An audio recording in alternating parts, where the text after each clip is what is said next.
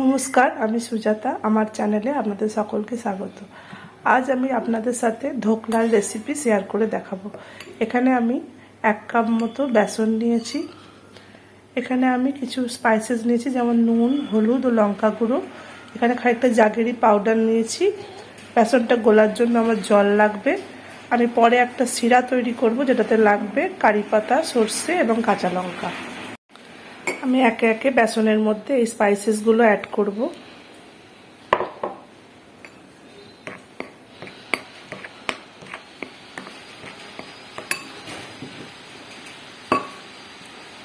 এবার আমি জল দিয়ে বেসনটা গুলতে থাকবো।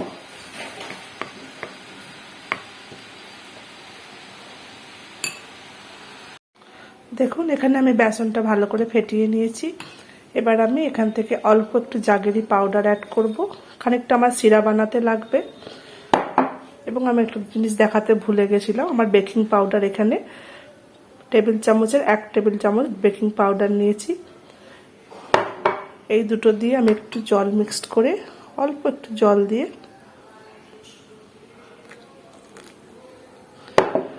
এটা খানিকক্ষণ মিক্সড করে আমি ঢাকা দিয়ে রেখে দেবো। তারপর আমি একটা বাটিতে এখানে তেল মাখিয়ে নিয়েছি। এই ব্যাটারটা এই থালাতে ঢেলে দেবো।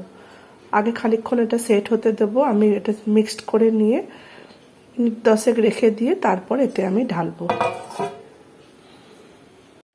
দেখুন, এখানে আমি বেসনটা গুলে নিয়ে সেট হতে দিয়েছিলাম। তারপর আমি বাটিতে ঢেলে নিয়েছি। বাটিটা আগে তেল মাখিয়ে নিয়েছিলাম। আর এদিকে আমি কড়াইয়ে জল গরম করতে দিয়েছি এবং একটি স্ট্যান্ড বসিয়ে দিয়েছি। এর উপরে আমি এই বাটিটা এখন চাপিয়ে দেবো।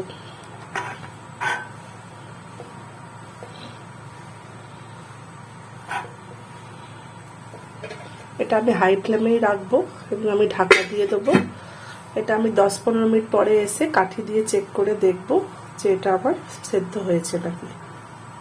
দেখুন, এবার আমি ঢাকাটা খুলে দেখব।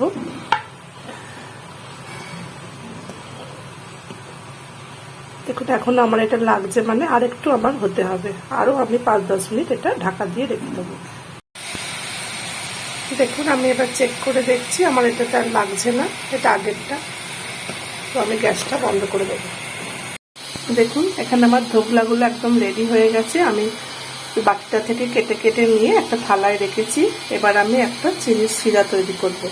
তার জন্য আমি কড়াইয়ে একটু সাদা তেল দিয়েছি। তেলটা গরম হয়ে গেলে আমি এবার কারি পাতা, সর্ষে এবং কাঁচা লঙ্কা অ্যাড করব।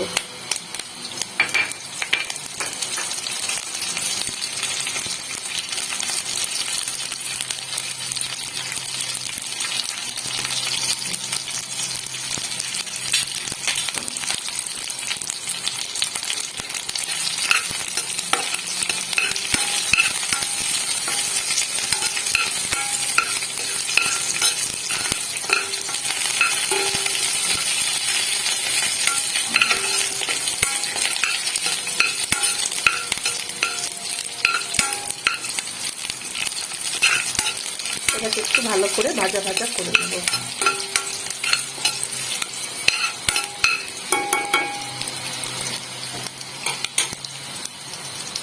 এবার আমি এর মধ্যে জল অ্যাড করে দেবো।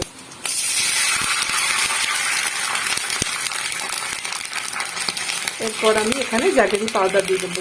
আপনারা জাগেরি পাউডারের বদলে চিনি ইউজ করতে পারেন। এটা আমার ভালো করে ফুটে গেলে আমি এই মিশ্রণটা এর উপরে ঢেলে দেবো।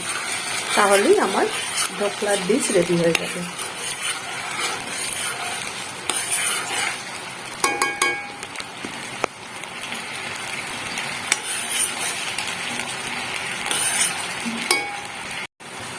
দেখুন, এখানে আমার সিরাটা একদম ফুটে গেছে। এবার আমি একটু একটু করে নিয়ে এর মধ্যে অ্যাড করব।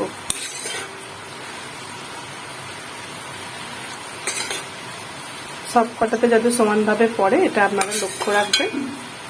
এটাই আমার লাস্ট পর্যায়ে। এটা হয়ে গেলেই আমার ধোকলা একদম রেডি হয়ে যাবে।